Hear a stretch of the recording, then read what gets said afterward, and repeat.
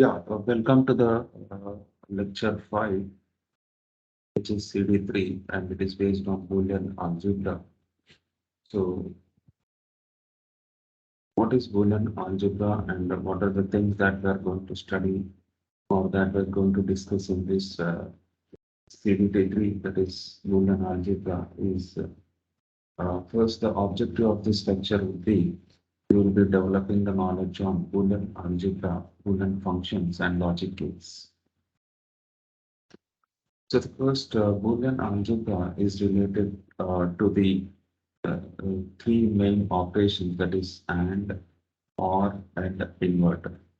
That is NOT gate. So we also define this inverter in some way, or the other terms for inverting will be NOT gate. And these are sufficient to do any Boolean algebra or to express any Boolean function.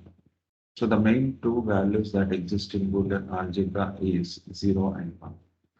And the operators that we use in Boolean algebra is three operators. This is plus, which indicates the OR, dot, which indicates the and is a single quotation mark that, or we also use bar sometime, which is nothing but a NOT gate. So if you use a bar, it means not of A. Or if you use a complement like this, it is also same as not of A. Now, before going to study, you need to know what is a duality. So it states that the operators gets interchanged from plus to dot and dot to plus. And also the identity elements are also interchanged. So here identity elements are 1 and 0. So 1 get interchanged to 0 and 0 gets interchanged to 1. Right? As well as plus gets interchanged to dot and dot gets interchanged to plus. So this is what the duality principle. So we will be discussing this by going through an example. Now, based on the duality, you can write like this, right? So first, these are some of the postulates that existing in Boolean algebra. That is, a plus 0 will be a. And what is the dual of this?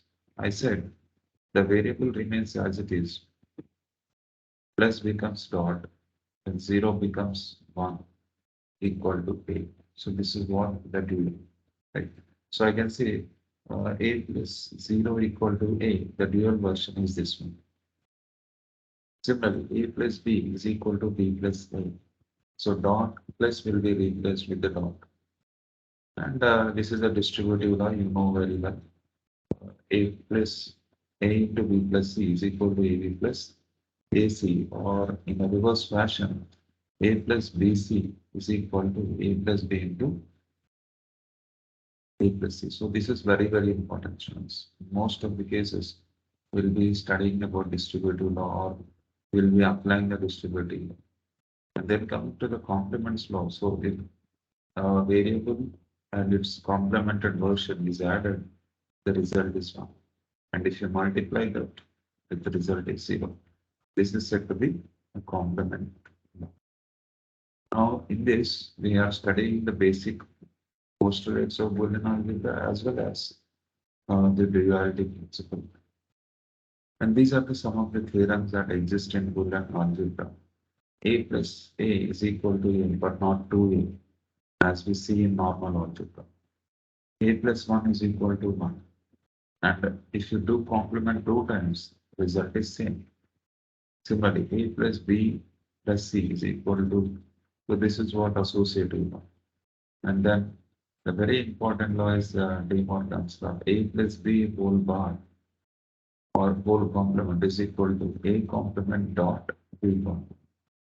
Similarly, A dot B whole complement is equal to A complement plus B complement. This is what the De Morgan's law. So very, very importantly, please do remember this. Some of the other theorems of Boolean algebra, A plus AB, right? How do you get A plus AB is equal to A? This is the process. First one, A plus AB is equal to A. How do you get this? Take A as a comma and 1 plus B or 1 plus anything will be 1. The result is 1. Similarly, this is very important. Consensus law AB plus A bar C plus BC. Here BC gets eliminated. This is what the consensus law. And you can also verify the other theorems easy by applying the basic principles like distributive law and De Morgan's law. And so clearly the derivation is given here. We can go through this derivation. Next, coming to the Boolean functions. Boolean functions. What is a Boolean function actually?